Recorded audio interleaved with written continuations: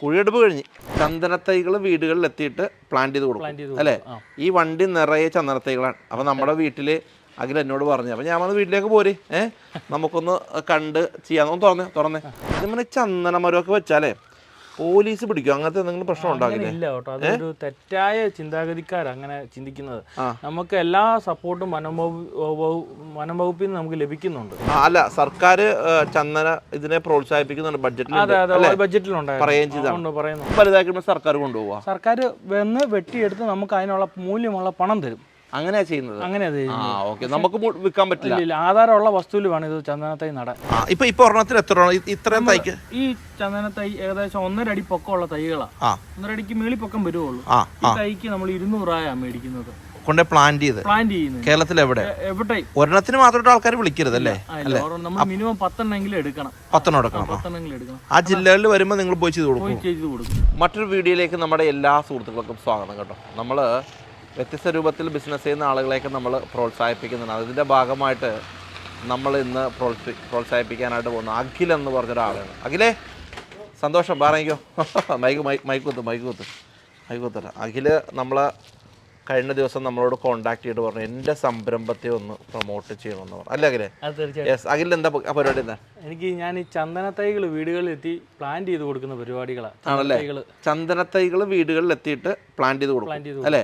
ഈ വണ്ടി നിറയെ ചന്ദനത്തൈകളാണ്. അപ്പോൾ നമ്മുടെ വീട്ടിൽ അഖിൽ എന്നോട് പറഞ്ഞു, അപ്പോൾ ഞാൻ വന്ന് വീട്ടിലേക്ക് പോര്, നമുക്കൊന്ന് കണ്ട് ചെയ്യാമെന്ന് തുറന്നേ. എത്ര നാളെ തുടങ്ങിയിട്ട് പരിപാടി? ഞാനിപ്പം 2 വർഷമായി. ഞാൻ പാക്കേജ് അടിസ്ഥാനത്തിലാണ് വെച്ച് കൊടുക്കുന്നത്. അത് തുടങ്ങിയിട്ട് ഇപ്പോൾ ഒരു 6 മാസം ആയതേ ഉള്ളൂ. ഓ, ഇതൊക്കെ ചന്ദനത്തൈയാണോ? ഇത് ഇതാണ് ഞങ്ങൾ സീഡ്. ഇത് മറയൂരിൽ നിന്ന് നമുക്ക് കിട്ടുന്ന സീഡ്. ഏത് മനുഷ്യന് പോയാലും അവിടെ കിട്ടും. ഈ സീഡ് എടുത്ത് നമ്മൾ ജെർമിനേഷൻ ചെയ്ത് തൈ ആക്കിയാണ്. ഇതൊക്കെ നമ്മുടെ തൈയുടെ സൈസുകൾ. ഇതൊക്കെ ചെറിയ സൈസ്, ഇത്തിരി പൊക്കമുള്ള സൈസ്. ഈ സൈസിലുള്ള തൈകളാണ് നമ്മൾ വെച്ച് കൊടുക്കുന്നത്. കേരളത്തിൽ എവിടെയും വെച്ച് കൊടുക്കും. 14 ജില്ലയിൽ ഞാൻ വെച്ച് കൊടുക്കും.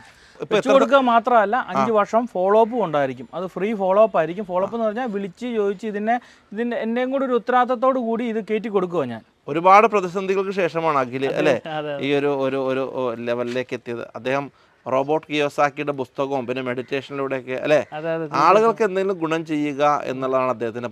അതേപോലെ ചന്ദനമരമൊക്കെ വെച്ചാലേ പോലീസ് പിടിക്കും, അങ്ങനത്തെ എന്തെങ്കിലും പ്രശ്നം ഉണ്ടാകില്ല? ഇല്ല കേട്ടോ, അതൊരു തെറ്റായ ചിന്താഗതിക്കാർ അങ്ങനെ ചിന്തിക്കുന്നത്. നമുക്ക് എല്ലാ സപ്പോർട്ടും വനംവകുപ്പിൽ നിന്ന് നമുക്ക് ലഭിക്കുന്നുണ്ട്, തരുന്നുണ്ട്.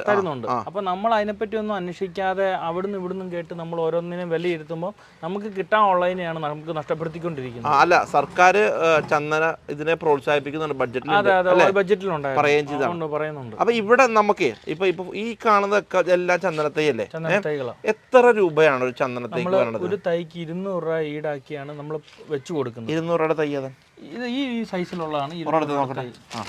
ഈ സാധനം അഖിൽ ഒരു സ്ഥലത്ത് കൊണ്ടുവന്ന് വെറുതെ കൊടുക്കല്ല, കൊണ്ടുവന്ന് പ്ലാന്റ് ചെയ്ത് കൊടുക്കും. ഫോളോ അപ്പും ഉണ്ടാവും. വെച്ചിട്ട് കഴിഞ്ഞത് കാരണം പലരും ഇതിനെപ്പറ്റി അറിഞ്ഞും കേട്ടും വരുന്നുള്ളൂ. ഇതൊരു പരജീവി സസ്യം ആയതുകൊണ്ട് പ്രോപ്പറായിട്ടുള്ള വളങ്ങളും കാര്യങ്ങളും പിന്നെ ഹോസ്പാൻഡ് ഒക്കെ ഇതിന്റെ കൂട്ടത്തിൽ നിന്നാൽ മാത്രമേ ഉള്ളൂ ഇതിനെ നമുക്ക് പറഞ്ഞ ടൈമിനുള്ളിൽ അല്ലെങ്കിൽ ഉദ്ദേശിച്ച ഒരു റിസൾട്ട് ഇതിന് മേടിച്ചു കൊടുക്കാൻ സാധിക്കും. ഇത് നമ്മൾ മിക്സ്ഡ് വളങ്ങളാണ് ചന്ദനമരങ്ങൾക്ക് എപ്പോഴും ആവശ്യം. മിക്സ്ഡ് വളങ്ങൾ, എല്ലുപൊടി, വേപ്പിൻ പിണ്ണാക്ക്, കടലപ്പിണ്ണാക്ക്, ചാണകം, ജൈവ പൊട്ടാഷ്, അങ്ങനെയുള്ള മിക്സ്ഡ് വളങ്ങളാണ് ഇതിനൊക്കെ ആവശ്യം. എന്ന് വെച്ചാൽ calcium, potassium, phosphorus, magnesium, nitrogen എന്നീ മൂലകങ്ങളാണ് ഇതിന് ആവശ്യം. അതിന് വേണ്ടിയിട്ടാണ് ഈ പറയുന്ന വളങ്ങളും പിന്നെ ഹോസ്പാൻഡ് ഒക്കെ വെച്ച് കൊടുക്കുന്നത്. അപ്പം നമ്മൾ ഫോർ എക്സാമ്പിൾ ഇപ്പോൾ ഒരാളിപ്പോൾ ഇതേപോലെ ഒരു ചന്ദനമരം വീട്ടിൽ വെച്ചൊന്ന് വിചാരിക്കാം, അയാൾക്ക് വേണ്ട വളം ഇപ്പോൾ എവിടെ നിന്ന് കിട്ടും? വളം അത് നമ്മൾ വിളിച്ച് പറയും കസ്റ്റമർ. ഇപ്പം 3-4 മാസം കൂടുമ്പോൾ ഞങ്ങൾ ഫോളോ അപ്പ് ഉണ്ടാവും. അതിനനുസരിച്ച് കസ്റ്റമർ അവർക്ക് ഇത് ചെറിയ റേറ്റിലുള്ള വളങ്ങളുണ്ട്, വലിയ റേറ്റിലുള്ള വളങ്ങളുണ്ട്. നമ്മൾ പറഞ്ഞു കൊടുക്കും. ഞങ്ങൾ വന്ന് വളം ചെയ്യണമെങ്കിൽ നമ്മുടെ ഓഫീസ് പേയ്മെന്റ് അടച്ചു കഴിഞ്ഞാൽ ഞങ്ങൾ വന്ന് വളം ചെയ്തും കൊടുക്കും. അല്ല, വളരെ നല്ലൊരു ബ്ലെസ്ഡ് ആയിട്ടുള്ളൊരു. കാരണം ഇന്ത്യയിൽ ഈ ഒരു പ്രോജക്റ്റ് ഇങ്ങനെ ചന്ദനത്തൈ ആയിട്ട് ചെന്ന് പോയി ചെയ്ത് കൊടുക്കുന്നത് ഞാൻ മാത്രമുള്ളതായിട്ടാണ് എൻ്റെ അറിവ്. അഖിലേ, നമുക്കൊരു പണി ചെയ്യാം. എന്തായാലും നമുക്കൊരു ചന്ദനത്തൈ നമ്മുടെ വീട്ടിൽ, നീ പറഞ്ഞല്ലോ കുറച്ച് ചന്ദനത്തൈ പതുക്കെ നിങ്ങളുടെ വീട്ടിൽ ഞാൻ നട്ടുവരാന്ന് പറഞ്ഞില്ലേ അതിന്റെ ഭാഗമായിട്ട് നിന്റെ സാധനമൊക്കെ എടുക്കും. ഇങ്ങനെയായിരിക്കും ഇവൻ ചെയ്യുന്നത് നമ്മുടെ ആൾക്കാർ കാണാൻ പറ്റുമല്ലോ. ആ ഇതൊക്കെ വെച്ച് നമ്മുടെ ഒരു പണി, നമ്മുടെ പുതിയ വീട് പണിതിരിക്കില്ല അവിടുത്തെ ഒരു വീട് പണിതേക്കാം. ബാ എവിടെ ചെന്നാലും ഇങ്ങനെയാണോ ചെയ്ത് കൊടുക്കുന്നത്? തീർച്ചയായും ഇങ്ങനെ തന്നെയാണ് ചെയ്ത് കൊടുക്കുന്നത്. ആണോ? എവിടെ ചെന്നാലും ഇങ്ങനെ 14 ജില്ലയിൽ ഇപ്പം നമ്മളിപ്പം ഇവിടെയൊക്കെ ക്ലീൻ ആയിട്ട് കിടക്കുന്നത്. ക്ലീൻ ചെയ്താൽ നമ്മൾ തന്നെ ഇതിന്റെ വെക്കേണ്ട ചുവടൊക്കെ നമ്മൾ ക്ലീൻ ചെയ്ത് വൃത്തിയായിട്ടാണ് വെച്ച് കൊടുക്കുന്നത് നമ്മുടെ കസ്റ്റമർക്ക്. കാരണം എൻ്റെ ഒരു ഉദ്ദേശലക്ഷ്യം എന്നാന്ന് വെച്ച് കഴിഞ്ഞാൽ 20 കൊല്ലം കഴിയുമ്പോൾ നമ്മുടെ സമൂഹത്തിൽ നമ്മുടെ കൂടെ യാത്ര ചെയ്യുന്ന കസ്റ്റമർ എല്ലാം ഫിനാൻഷ്യലി ഒരു 10 ലക്ഷം രൂപ കുറഞ്ഞതെങ്കിലും അവർ അക്കൗണ്ടിൽ ഉണ്ടാകണം. അതിനാണ് ഇത് വലുതാക്കി സർക്കാർ കൊണ്ടുപോകുക. സർക്കാർ വന്ന് വെട്ടിയെടുത്ത് നമുക്ക് അതിനുള്ള മൂല്യമുള്ള പണം തരും. അങ്ങനെയാ ചെയ്യുന്നത്. അങ്ങനെയാ ചെയ്യുന്നത്. നമുക്ക് വിൽക്കാൻ പറ്റില്ല. ആധാരമുള്ള വസ്തുവിൽ വേണം ഇത് ചന്ദനത്തൈ നടാൻ. ആണല്ലേ? ഓക്കെ, ഒന്ന് തട്ടുകളെ പാപ്പാ. അതായത് ഇതിൻ്റെ പരിപാടിയേ, അതായത് ഇത് കുറച്ച് നാൾ കഴിയുമ്പോൾ സർക്കാർ തന്നെ വന്ന് വെട്ടിക്കൊണ്ട് പോകുന്ന പറയണം. അപ്പോൾ നോക്കണം. യെസ്, ഇങ്ങനെ എല്ലാ സ്ഥലത്തും അല്ലേ?